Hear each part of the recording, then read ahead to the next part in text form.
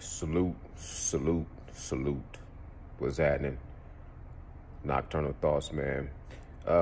Real quick video, then I'm gonna get out the way.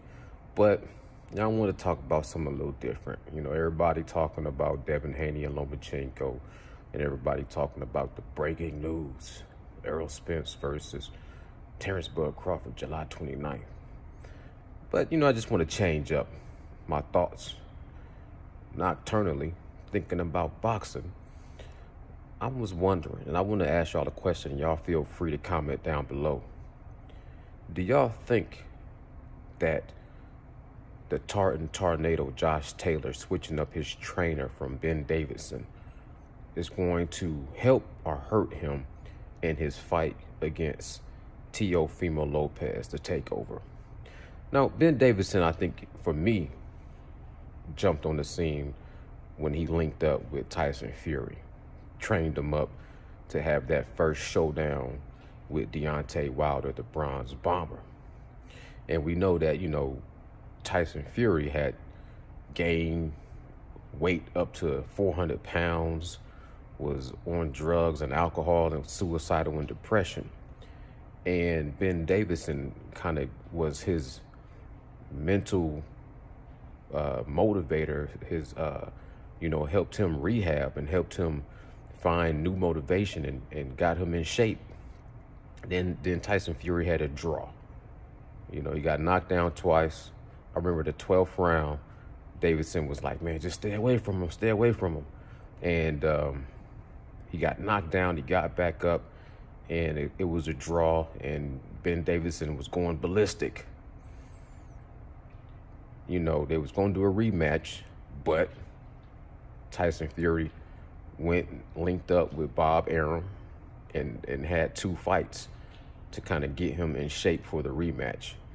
One of those fights was against Schwartz, and the other fight was against the guy, I'm forgetting his name, but the dude that busted up his eye. Busted up his cut, gave him that big gash and that big cut over his eye. His name will come to me later, hopefully, before I finish this video. But I remember after that fight, Tyson Fury's father was furious with Ben Davison. He said that if my son would have fought any other heavyweight, he would have got knocked spark out. Deontay Wilder would have knocked him out. Anthony Joshua would have knocked him out. You know, Dillian White probably would have knocked him out, because Ben Davison had been training his son to be soft and was trying to get him to be just a beach body and a model and lose all his weight, and drained him of all of his power. And then they fired Ben Davison and linked up with Kronk, linked up with Sugar Hill, you know what I'm saying, the Kronk style gym, and Emmanuel Stewart's little nephew, Sugar Hill. And I'm still trying to think of that damn name of the dude that he fought. Y'all give me the comments. If I can't think of dude name by the time I finish this video, leave it in the comments below.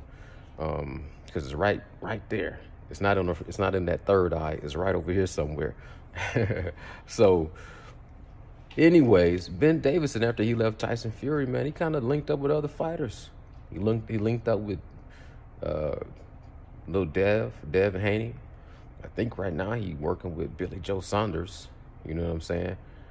But he linked up with Josh Taylor, the Tartan Tornado. And I think they first fight, Josh went out there and knocked this dude out in the first round. And I was like, man, hey, you know, even though Josh Taylor to me was already dangerous, I'm like, now he's getting first round knockouts, right? Then he went into the fight with Jack Catterall, and that was controversial. There was other little factors outside of the actual fight, but at the end of the day, you know, that Jack Catterall fight didn't really turn out the way, you know, Josh Taylor would have expected it to. He was going to rematch Jack Catterall. That didn't happen. And now he's finna fight Teofimo Lopez. But he's not with Ben Davison anymore. I don't know what trainer he's with. If y'all know who the trainer is he with, let me know. But it seemed like Josh Taylor was like, I'm trying to go back to being more aggressive, being more assertive, being more like how he was when he fought against Regis Prograis. You know what I'm saying? Being more like he was.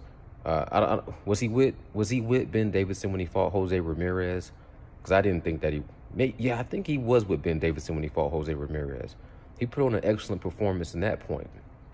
But my question is this, because to me, Ben Davison, he was a young trainer, but I would listen to him do interviews every once in a while, and he would talk about fighters having, tails. Like when you play poker, you got a poker face, but everybody got like tails. They tell on themselves of what's really going on. Whether he would expose, like Tyson Fury had a tail whenever he was going to throw a certain shot because of his training, just kind of muscle memory, how he would usually wipe the sweat from his eye and then kind of do this little Dougie Fresh movement.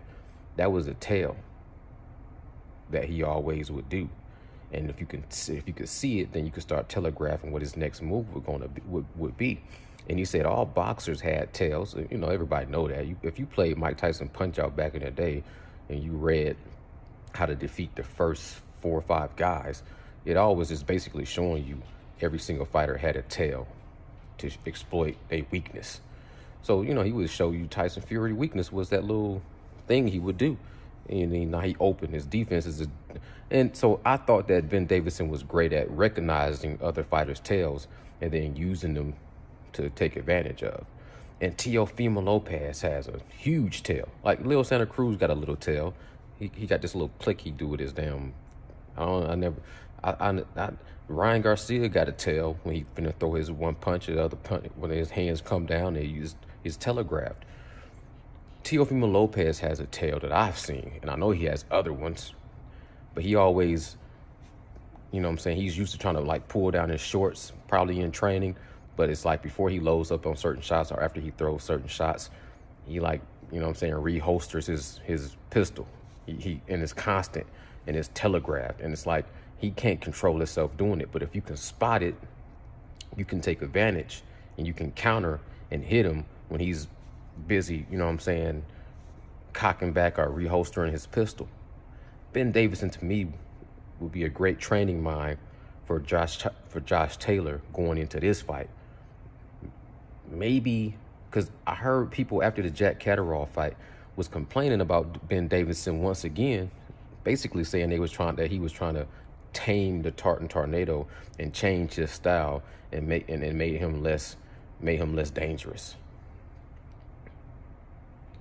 But I'm thinking, it's a time and a place, and it's a trainer and a time for everything too. So it's like maybe if you was fighting Jack Catterall for the second time, maybe you do need to switch it up and be a more old school throwback Tartan Tornado. But maybe fighting a guy like Teofimo Lopez, who you can frustrate and get off his game, like the last guy he just fought, Sandor Martin, that was more mental. So it's not really about being aggressive. I feel like if you go at Teofimo Lopez too aggressively, then you might get knocked out because he got a lot of explosive power, and he can really get lucky and just throw some crazy punches and catch you. But if you go in there and attack him mentally, like George Kambosos did, like Sandor Martin did, and if you got a Ben Davison in your corner who's making you slow down, be more technical, be more methodical, take away his weapons first before you turn into the tornado, that might be a better fit versus you just going in there and feeling like you're going to blast this guy out using all your power. That was just my thoughts. If y'all know who the Tartan Tornado Josh Taylor is training with and y'all feel like he's a good trainer, let me know so I can look him up and do some research. And the dude that Tyson Fury fought did not come to the front of my mind. So if y'all remember his name, y'all let me know in the comments below. And if you're new to the channel, go ahead and hit the subscribe button. Nocturnal Thoughts, man, signing out. Salute, salute, salute. Bow.